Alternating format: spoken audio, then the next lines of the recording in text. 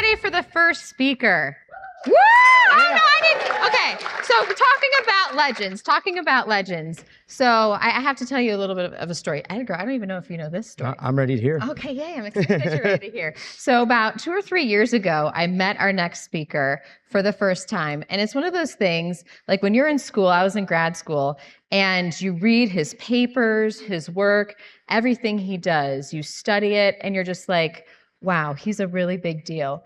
And then he was at the summit, and I was basically like, holy shenanigans, that he was here. And I literally had a fangirl moment.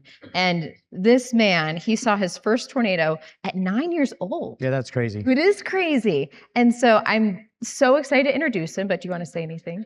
No, take it away. Okay, I will take it away. So how many of you have missed a tornado? You've been out, Yes, we all have. It happens to everyone, and that's okay, right? Because you learn something from it.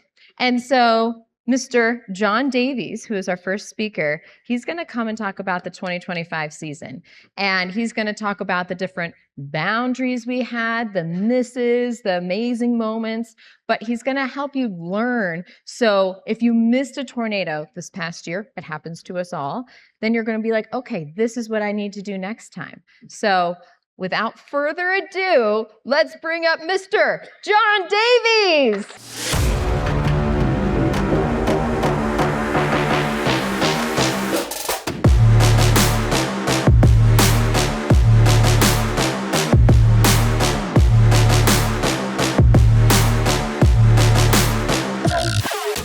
Good morning, everybody. I think a lot of people had late nights last night, so it's good to see everybody out this early this morning. I'm John Davies. I'm a meteorologist. I've been chasing off and on for over 35 years, and it's been an experience. Like Jennifer just said, you miss tornadoes, and this last season I missed a few, but we'll talk about that. We'll see what we can learn from that. But anyhow, I want to thank Eric Fox for inviting me. I think it's been 6 years since I've given a talk here in Denver, and so it's nice to be here again. And so what I did is I accumulated several case studies here, and we're going to look at tornado hits and misses, like Jennifer said, in 2025. And let's see, I don't know if this is going to work very well. You can't really see the green light on this one, but the subtitle up there is my wife, or why my wife hates the HRRR. Let's call it the HRRR, or I guess the HRRR model. She doesn't really hate it. I think what she's upset about is that I pay too much attention to it, particularly when it initiates thunderstorms in a certain spot and they go somewhere else. And so I need to get my meteorological side of my brain back out and work on that, I think, a little bit.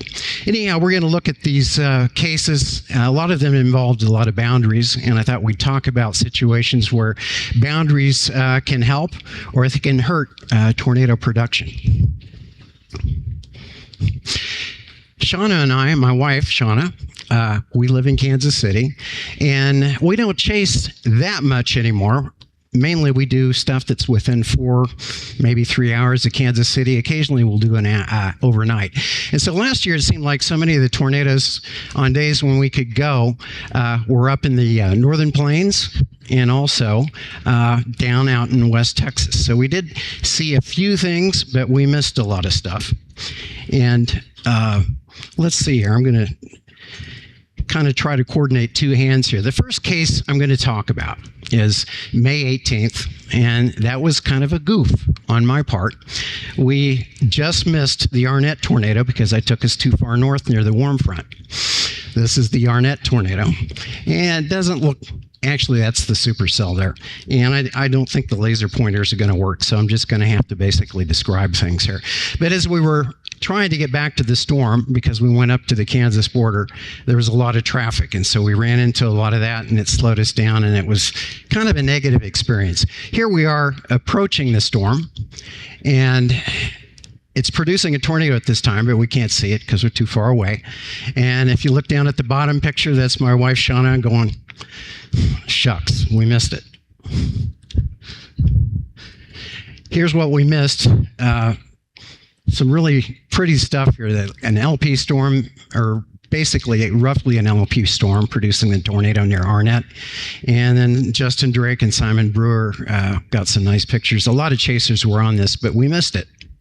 Let's take a look at this. This is where we're in the motel room in Woodward, Oklahoma that morning, and I'm all confident and ready to go out there. Haha. Here's the HRRR model that morning that we were looking at, and the forecast. Woodward's here, and there's your HRRR forecasting some rotating storms. Let's zoom in on that a little closer. You can see they're up along the Kansas border with rotation tracks, not showing anything down here. And warm fronts are very effective tornado producers if there's not too much of a temperature contrast across them, and if they're moving forward with warm advection. And so that's kind of where I decided to go. This is the EHI, the 0 to 1 kilometer EHI, which is a parameter I helped to develop with Bob Johns and John Hart at SPC. And that forecast showed, great combinations of CAPE and low-level shear, which are important for producing supercell tornadoes across that entire area there. So I was thinking up where the HRRR is showing where the storms were going to go, that's the best place to go. Here's the 500 millibar map. Big trough here, very dynamic system coming out. So it looks like it's going to be a big day, as many of you know. Let's look at the satellite photographs. We started here in Woodward. I think this is at roughly 3 in the afternoon, 3:30. And we went up to the warm front, which is right here where these clouds are. And we got into the clouds here and got out of the car and noticed how cool it was. And after thinking about it, we decided to head south to this cell, which is popping in the eastern Texas panhandle. And there it's really starting to go. Got storms going way up in western Kansas too. And here it's producing a tornado near Arnett. I think there were 4 tornadoes, but the main one was west of Arnett, and it was EF3. And you see the storms going up in northwest Kansas. One of the cells produced the Grinnell tornado that hit Grinnell, Kansas. Thankfully, nobody was killed up there. Well, let's look at the surface map and see what we can learn from that. Here's our warm front. And this is, let's see, this is around 3 o'clock, I guess, yes.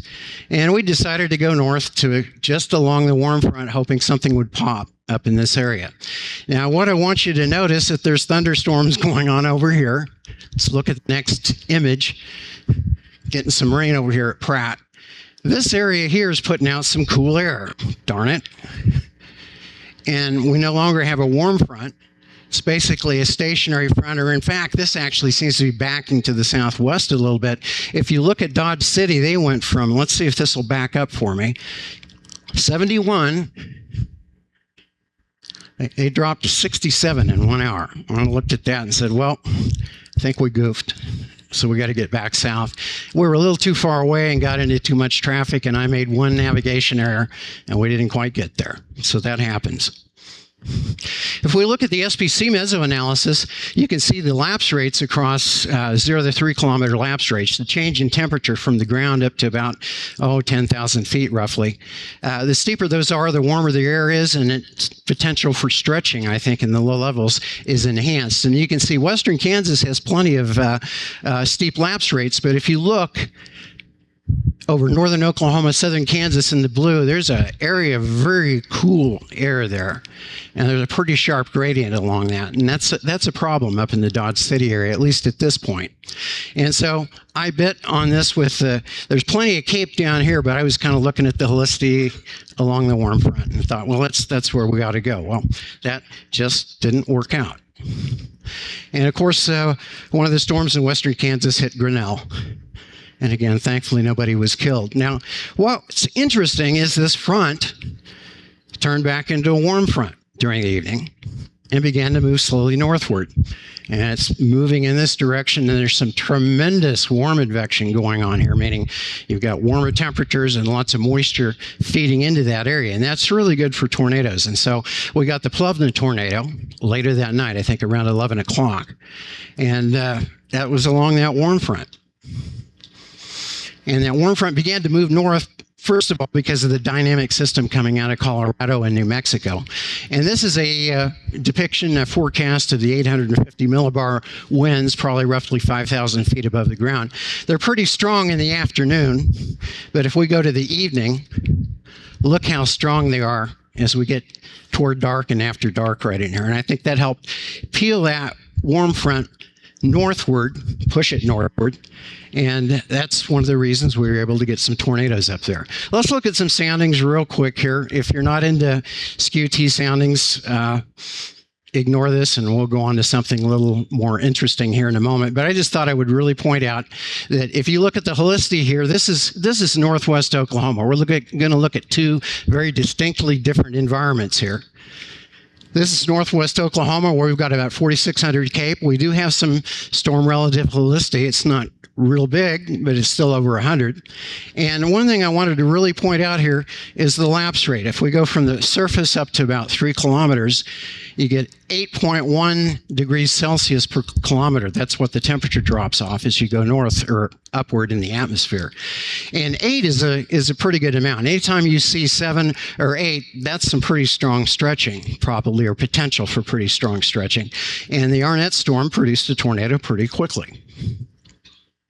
Let's compare that to central Kansas that night west of Hutchinson. Now I want you to notice the helicity up here. It's 4 times what it was in the afternoon over northwest Oklahoma. Our Cape has kind of gotten less, but it's still pretty good. Lapse rate isn't so strong here. But when you have a lapse rate that's not so strong, even have a little sin in here, if you have that much shear, anytime you're getting storm relative helicity over 300, 400, that can really get things going, and you don't have to worry so much about the stretching. Tornadoes are kind of this thing where you're trying to stretch vorticity at the ground, and if you have a lot of vorticity, maybe you don't have to stretch it so hard. If you don't have so much vorticity, then you need the lapse rates and the Cape to help stretch it. And it's kind of like this is what we saw that day. 2 very different environments at different times of the day. Let's see. About a week later, I hadn't learned my lesson, and I talked my wife into going down to Oklahoma on a Saturday. We did see some pretty lightning and interesting storms.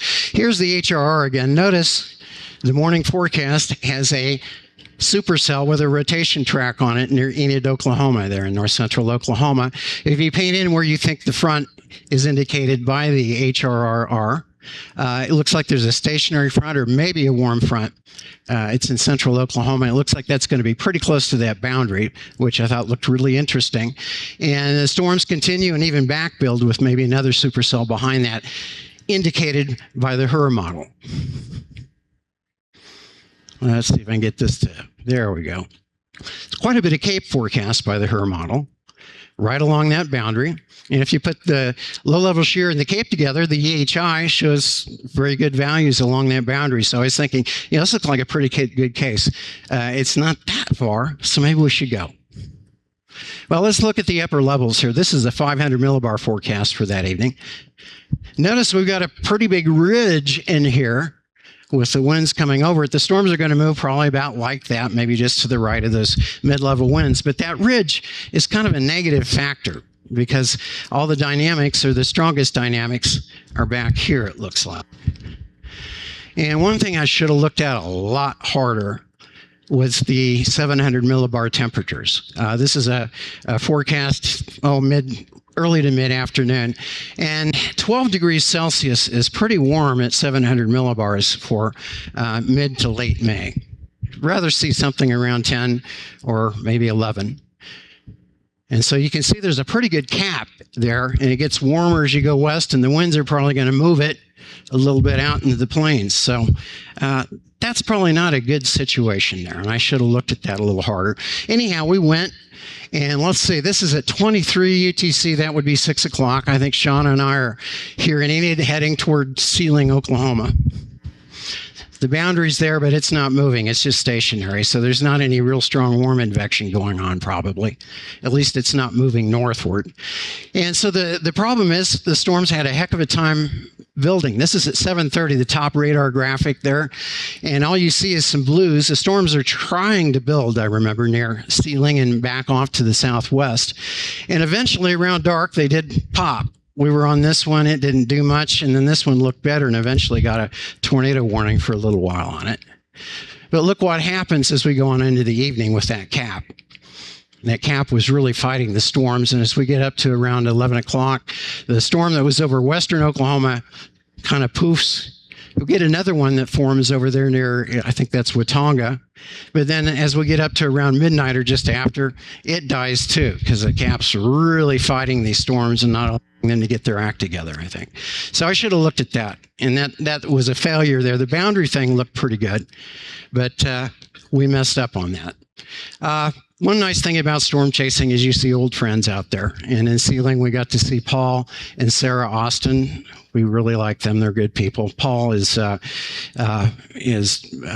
brother of the Las Vegas MIC, and Mark Austin, who did some teaching yesterday.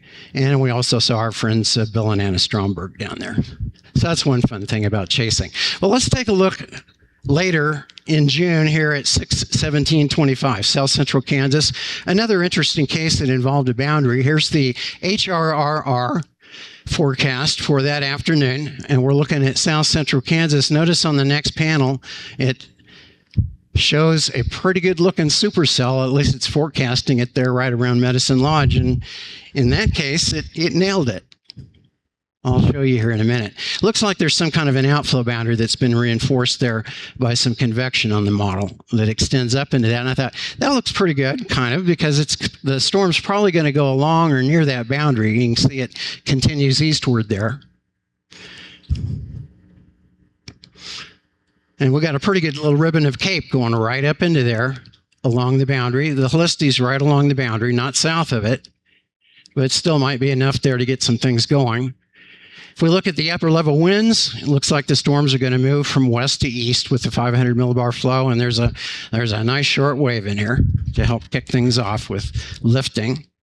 And that red area in South Central Kansas shows the STP near that storm, probably with the storm's enhanced inflow. So it looked like it might be a pretty good situation. The EHI also looks pretty good. Cape and low-level shear combinations near that boundary. So here's our surface map at 4 p.m.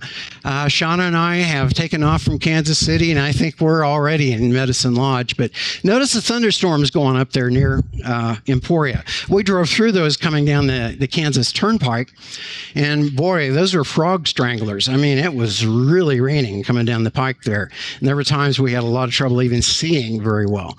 And I was going, oh, I wonder if this is really going to mess some things up today. And you can see I've drawn in an outflow boundary where the secondary area of cold air is kind of working its way to the southwest. We did get to see some other friends here. We saw Simon Brewer and Justin Drake just near Wichita. And then, of course, we saw Eric Fox in Medicine Lodge. And that's right about the time the storm developed just east of Medicine Lodge. You can see it right there. What I want you to notice is this boundary that shows up really nice on radar. This is kind of a stationary front here, and then I think your outflow boundary goes back over here, and then there's actually a little bit of a dry line here where the air is a little hotter and drier back here, not dramatically so, but enough to get a boundary. And so this boundary's right here, but the storm's going north of it. Well, let's look at the next image. It turns into a supercell, and it's trying to vacuum that boundary, pull it up in there, but it's not doing a real good job of it. And the storm's probably not in an ideal place because it's just north of the boundary. And we've got a lot cooler air coming in from the northeast from some of that convection that we were talking about earlier in the day. Now, if you could snap this out and move it to, say, western Nebraska or eastern Colorado, where your lapse rates are quite often a lot stronger because of the elevation. When you have a higher elevation and the cold air is here, you get steeper lapse rates, and I think those lapse rates can help generate tornadoes. I think if you go back to the Simla tornado 11 years ago, I think, in eastern Colorado, that was close to a boundary, just about like this. And then there's also the Whitman, Nebraska tornado. I think that was a couple years ago that was working its way along a boundary at about that distance too. So sometimes the geographical location will help you. But in this case, I think we're so far east and the elevation's low enough, we need that storm pretty much right on that boundary. You can see it forming right there. And it turns into a supercell with a nice overshooting top between 4:30 and 5 there near Harper. This is what it looked like from the ground. Inflow tail into the storm, and a supercell there near Attica as it's developing, and then it kind of gets HP-ish down at the bottom. And here we're between Anthony and Harper. We're looking northwest. Got a nice lowering for a little bit in kind of an occluded area, and we thought, well, maybe it might produce a tornado, but that went off into the rain and kind of disappeared. I know there was a brief report of a tornado somewhere there, but I'm not sure. I never saw it. Now here we're looking west instead of northwest. Same storm, we're looking along the gust front. Looks like a new mesocyclone's trying to form here, but that kind of falls apart as we look there.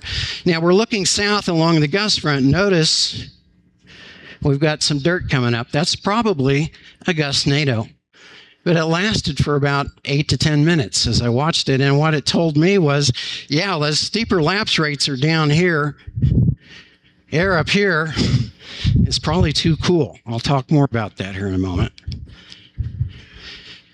But that dust plume went all the way to the cloud base, and there was even a little cut. I don't know if you'd call it one of the world's weakest tornadoes or not, but at least it's telling me there's some steep lapse rates and some stretching going on there. Back further north, our Harper storm's heading east. It produces another mesocyclone northeast of Anthony and east of Harper. Nice lowering here, almost looks like a funnel, and we start getting a little bit excited again. But if you look at the top image here, we're heading east from Anthony. What do those clouds look like? They look like stratus, right? They're flat. That tells you that the low levels are probably pretty stable. There may be some pretty good cape above that with air parcels running up over the top of that. But when I saw this, I thought, well, no, we're not going to see any tornadoes today. And that's probably a good thing because we don't want any towns to get hit. But still, it's a little disappointing. And we went north and looked at the occluded area, that same area we were following, and it started producing rain, but didn't produce anything. The air felt really cool up in that area. If we look at the soundings here, this is at Harper, the 1 hour WRAP forecast sounding for 4 p.m. These type of soundings are what the SPC mesoanalysis uses to generate their maps, along with updated surface data. And if we look at this, we do have some pretty good helicity there. 160, EHI is about 3. That's pretty good. The lapse rate isn't terrible, but it's not great. It's coming up on 6 here. And I think between the fact we didn't have that much helicity, even though we had pretty good cape, I think it was really hard for the storms there to stretch because the instability there was not that great, at least in low levels, because the temperature at Harper was around 78 degrees or so. If we go south of the boundary to Waukeeta, Oklahoma, we've got about the same amount of cape, but boy, look at the lapse rate, really steep. Remember that dust plume I saw going up down near the boundary? I think that was partly reflecting that. Another problem, though, is if you look at the low-level shear on the photograph there, it's nothing. As you get south of the boundary, the shear really dropped off. So it seemed to be one of those cases where it'd been nice if could have get the two environments together and get the storm right on the boundary or much closer to it. But it seems like it just couldn't do it that day. Well, let's talk about our one really long-range fork chase in southern Texas Panhandle west of Lubbock. We missed the Morton tornado the day before. We were chasing in southwest Kansas where there was a supercell that produced a really brief tornado, but otherwise it was pretty HP-ish. But let's look at that situation. Here's the HRRR model. We started in Liberal. We decided to blow off the supercell it was forecasting up in southeast Colorado and look at this, because if you look at your winds, there's a leftover outflow boundary from the overnight convection and the day before near Lubbock. And if you look at the HRRR progress there, it produces what looks like a pretty good supercell. At least it thinks it's going to do that to the west of Lubbock, and to be honest with it, it nailed the location again, just like on the Medicine Lodge day I just talked about, the Medicine Lodge Harper day. And then it kind of lines out some. This doesn't look terribly great, but we do have some cape. along this boundary here. And we're already out there, kind of, so Sean and I head south, hoping for something like Morton, but the parameters weren't as good that day. And you do have some helicity there. It's not great, but some right along that boundary. And you really see the boundary on the surface forecast. These are surface temperatures, and it's right there. Here's our storms firing up with the HRRR model. EHI doesn't look real good on our forecasts. You get a little bit of STP out there in West Texas, but not real dramatic by any means. Here's our mid-level flow. Got kind of a short wave in here. Storms, once again, are going to go west to east and maybe slightly southeast, going to the right of that mid-level flow. Here's a surface map. We started from Liberal, drove across the front, going through clouds, coming out into the sunshine, and we're aiming for this area here where you had better moisture, kind of a double dry line here with better moisture here, aiming right into where the outflow boundary, pre-existing outflow boundary from the convection the day and night before. We did see Greg Stump. He's a good meteorologist. I've known him from the early 1990s. He's worked for NOAA and Colorado State and OU. So he's a good guy. The day before, he's a very good storm chaser. He saw the Morton tornado and got some great pictures of it. And that was his birthday. So he had a nice birthday present. We saw him in Muleshoe, Texas. So we are probably about right here watching this storm develop. Looks like it's going to go along the boundary. You can't see the boundary very well on the radar, but it seems to be right in here. This is kind of a low resolution shot. Notice the storm going up over Lubbock. That was kind of yanking our chain a little bit. The storm we're watching coming in from New Mexico begins to split. Of course, we're going to go with the right mover. It gets a severe thunderstorm warning on it. The storm over Lubbock is doing its thing too. And it eventually gets a tornado warning on it over here. So we're going, well, did we pick the wrong storm? They say, no, we're going to stick with this one. And what I like about this, it's kind of like nature's laboratory in a way. If you know what's going on, kind of the setting while you're out there. This storm here has reinforced our outflow boundary. And you can see it right here. We're close enough to the Lubbock radar, you can see it pretty dramatically. Now, something that's a little concerning is that this part of the outflow boundary seems to be heading south some. But our storm, and we're located right here, looks like it's in a great position to take up or lock onto that boundary there. Hopefully there's some vorticity, and that's what you like about boundaries. When you don't have lots of helicity or low-level shear in the environment, boundaries can help you out that way if you can get right on them. And here we are coming up on 7 o'clock, and here's the storm that went up over Lubbock, but you can see the boundary being reinforced by the outflow here, and here's our storm, which is starting to look pretty good. So I'm starting to get pretty interested at this point. And you'll notice that the boundary, you can see the blue line here, it's lining right up with the storm. So I'm saying this is great. Let's see what's going to happen here. Marginal environment, will the boundary with its storm being right on it produce a tornado somehow? And on that last one, I'll notice that they had issued a tornado warning on that storm at this point, the National Weather Service. Here's our surface map. Here's our supercell going right along the boundary as it goes into the deeper moisture there.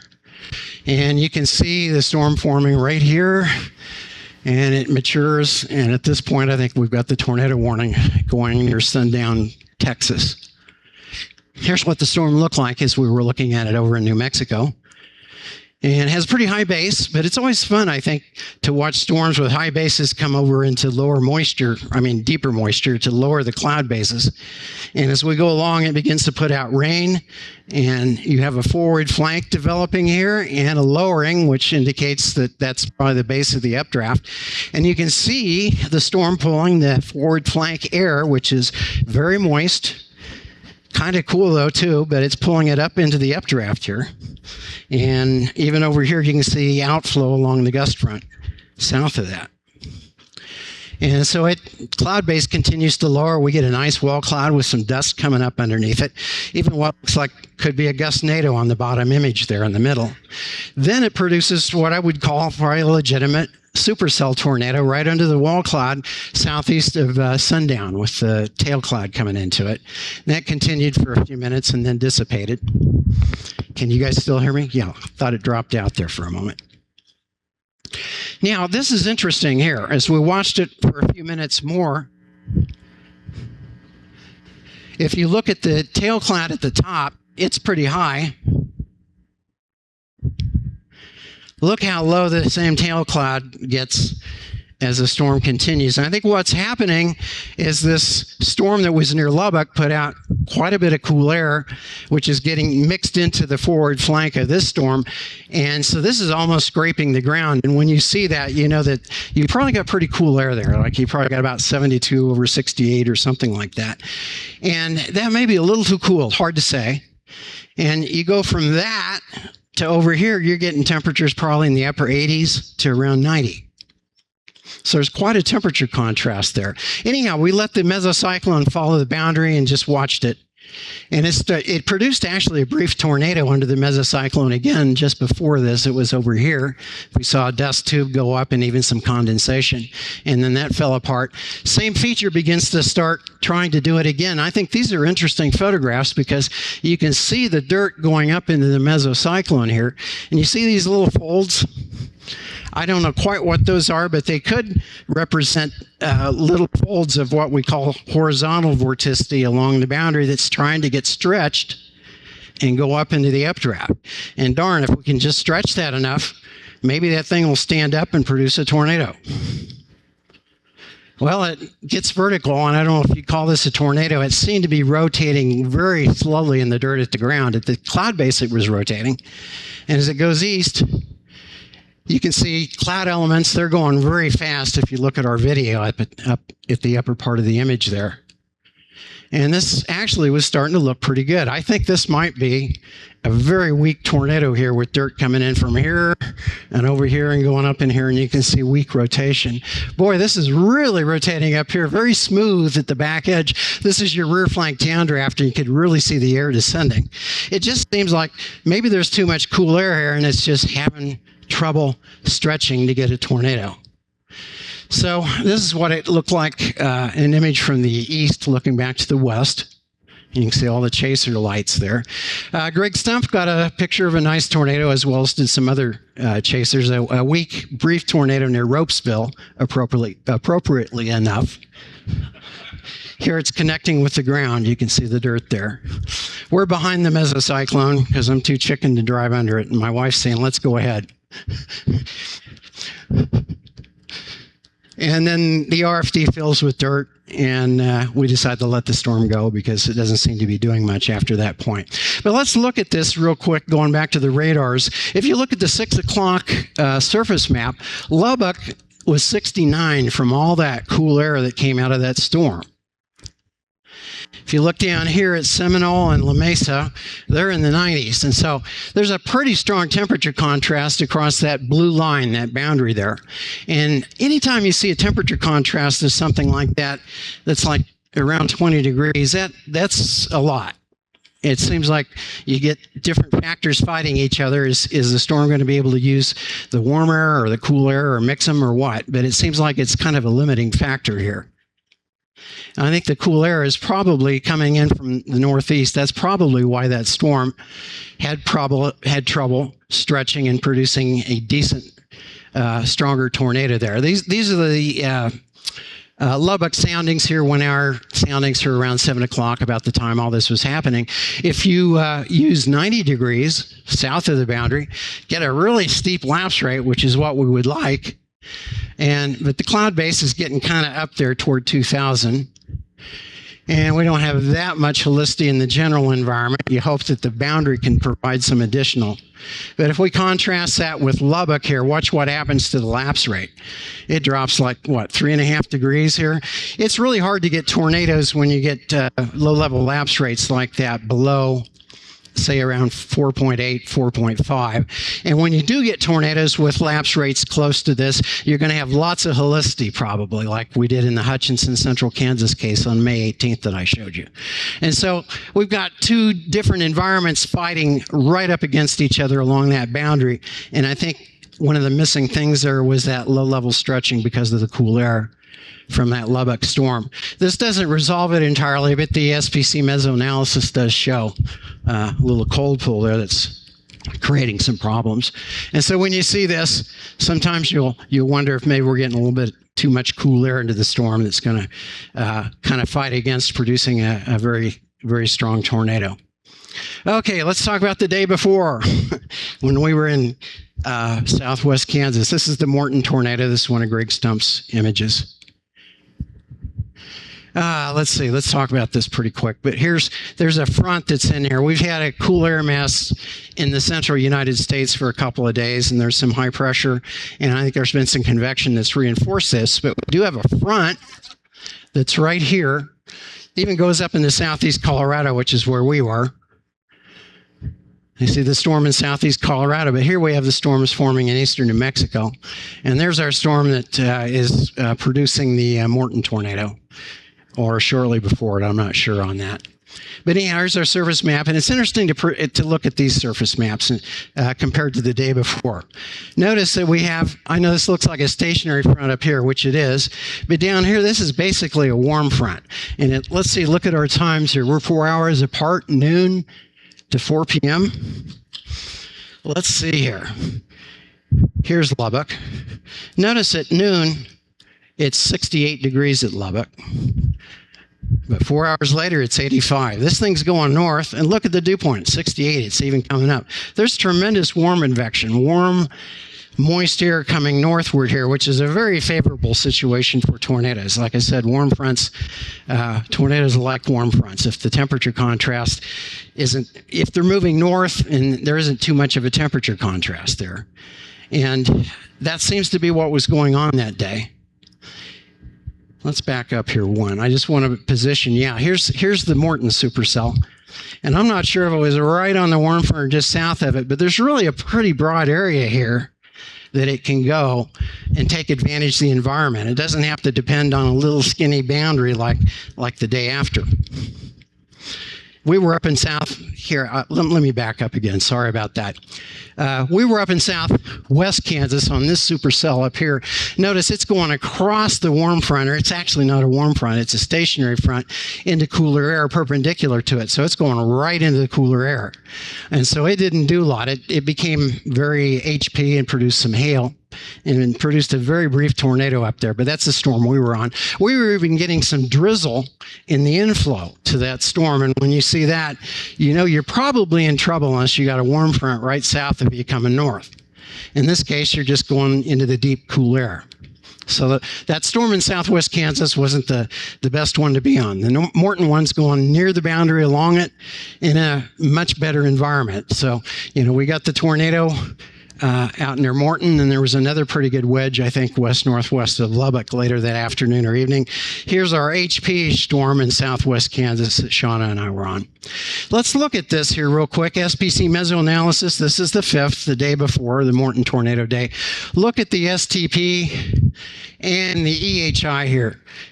Pretty large values in a fairly broad area. So it suggests that there's a pretty broad area that a storm can go along to take advantage of the environment, and it's not entirely dependent on the boundary or being right on the boundary maybe, but just close to it.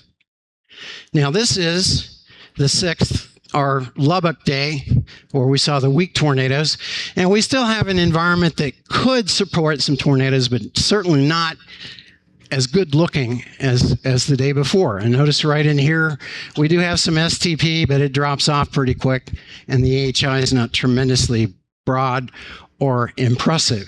And the cloud bases, the LCL heights, you don't want real high LCL heights because the storms are, can you hear me? I guess when I bend over it drops out. Sorry about that. Anyhow, much lower LCL heights on the Morton day versus the Lubbock day west of Lubbock. Really steep gradient here. And when you got 2,000 LCLs, up around 2,000 meters, pretty close, or punching into that area, that can kind of interfere with things too. That's not as favorable necessarily. Okay, let's talk about a few other cases here. Northeast South Dakota on the 28th was one of the most photogenic days last year. Really pretty picture there by Caleb O'Gara where you can see the tornado and the structure of the storm, the updraft there over it. HRRR shows storms going in northeast South Dakota there, a little north of where the southernmost cell did, but pretty good forecast. And it suggests there might be potential for tornadoes with those. EHI, big broad area going into there. Doesn't look like it's a narrow area along a boundary, and the STP looks pretty good as well, right in that spot. And here's our 500 millibar forecast map for the afternoon or evening. And we have west to east flow and a little trough coming out into the plains up there along the northern United States. And here's our surface map. This is at 3 p.m. And in the morning, we'd had some storms go through and produce another one of our outflow boundaries right here. But I want you to notice there's not that big a temperature contrast across this boundary. 88 to 82, not too bad. I think this is 85 to 82, 84 to 84. And notice the dew points and the winds are all coming from the south-southeast in here. It looks like you have a fairly broad area along the boundary, just north of it and certainly south of it. So that's a fairly favorable situation because if a storm forms, it's not going to have to be right on the boundary to do what it wants to do. Now, right here is the convergence that's occurring along, a couple of boundaries, a front, I believe, and then here's the outflow boundary. And there's our storm. That, I think, is right after it produced a tornado near Gary, and then there was another one that was a photogenic one later that evening, like 45 minutes later, as another cell developed behind that one. There's our southernmost cell. Again, look at this. Canby, and I believe this is Benson. They're both about the same temperature here. Very good dew points. Here's your boundary, but the boundary isn't have a lot of contrast across it. So I think that's very important there. And there's actually 3 supercells. All 3 of them produce tornadoes. The most photogenic one was the southern one.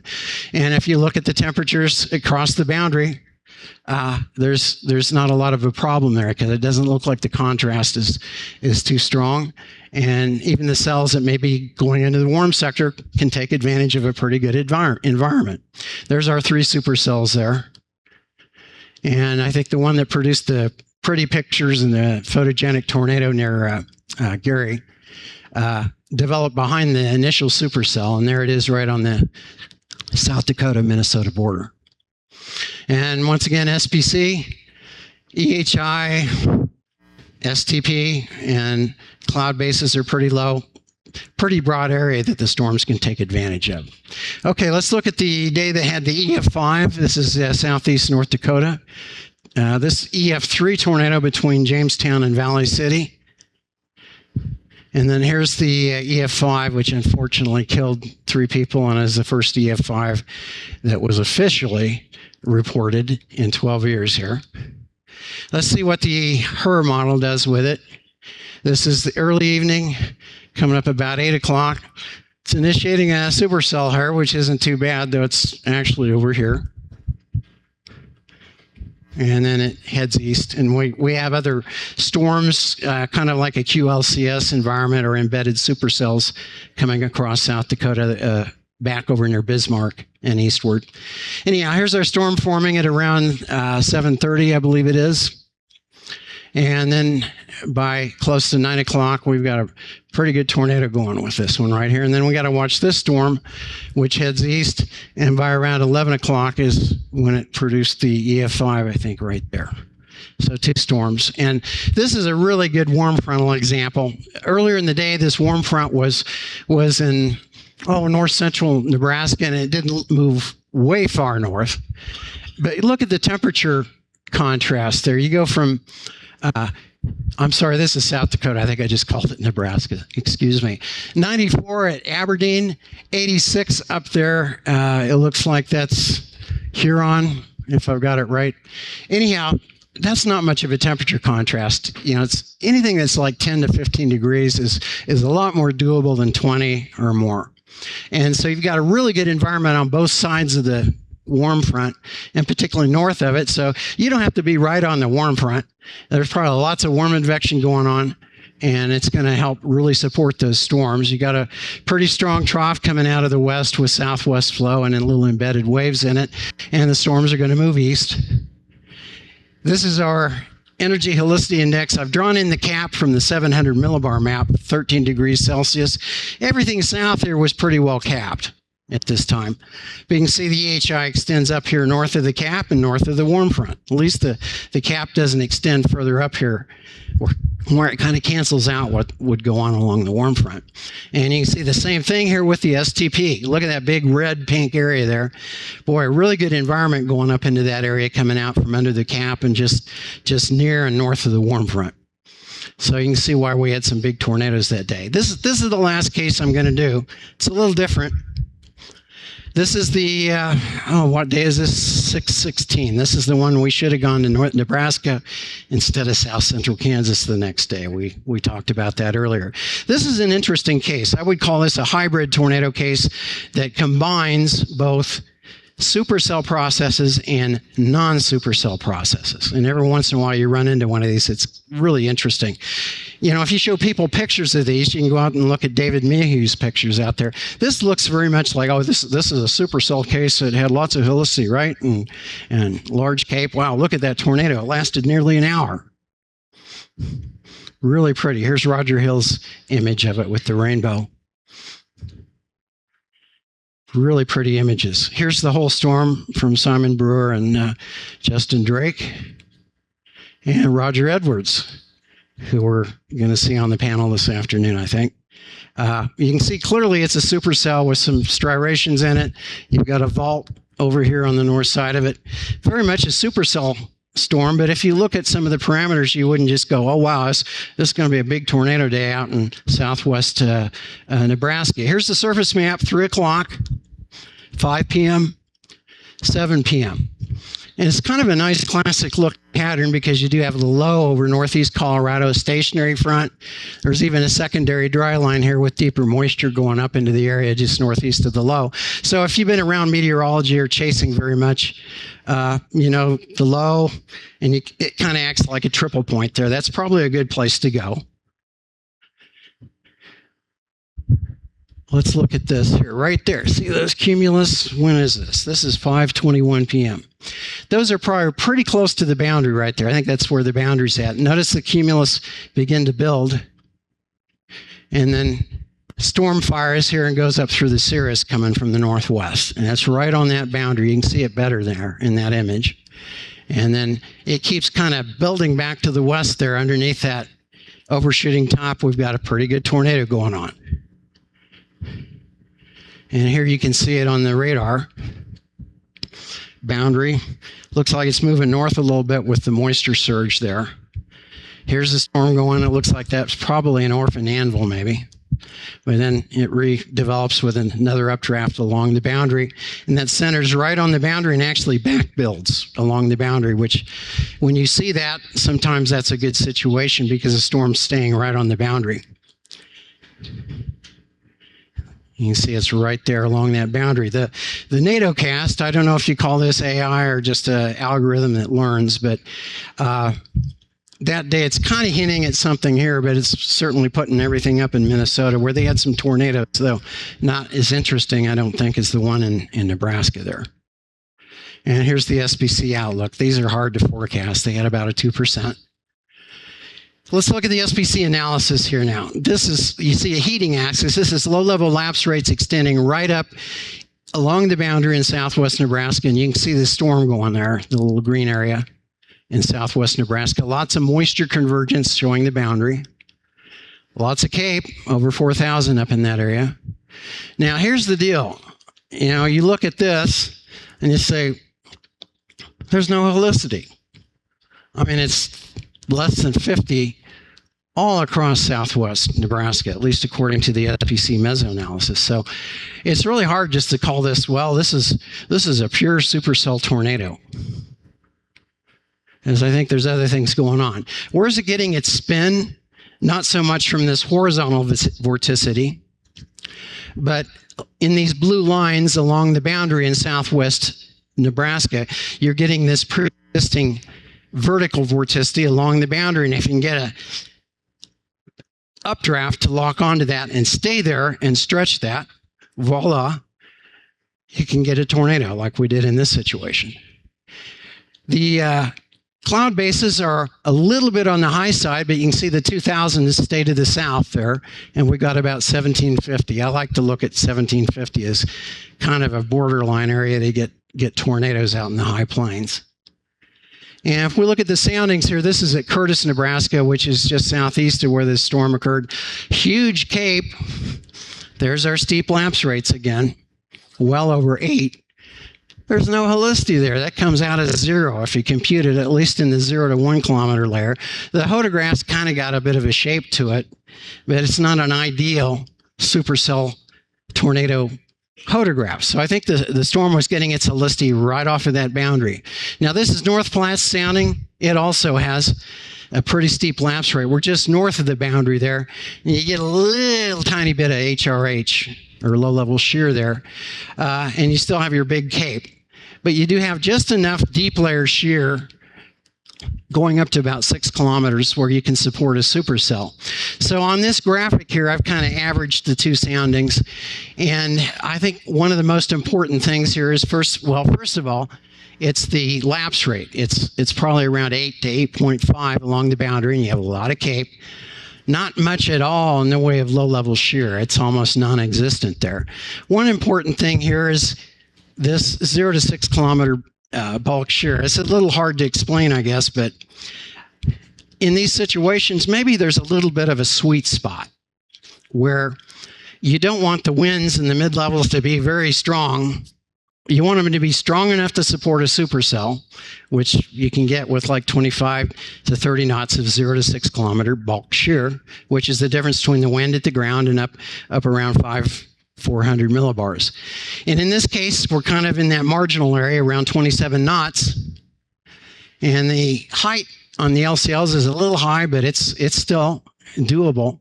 But probably the most important things here, we got a sharp stationary wind shift boundary with little temperature contrast. Boundary's not moving, not a whole lot of temperature contrast across it. Sharp boundary with vorticity, and the storm develops directly on the boundary and stays there, probably because the convergence on the boundary is keeping it there, and there's not so much wind that it takes it away from the boundary. I've seen cases where the winds in the mid-levels on these, you think, well, there's a boundary there, it might do it, and the storms are forming right on the boundary, but then the mid-level winds take the storm away from the boundary. Where here it's staying on the boundary and pretty well locked onto it. I think that's very important.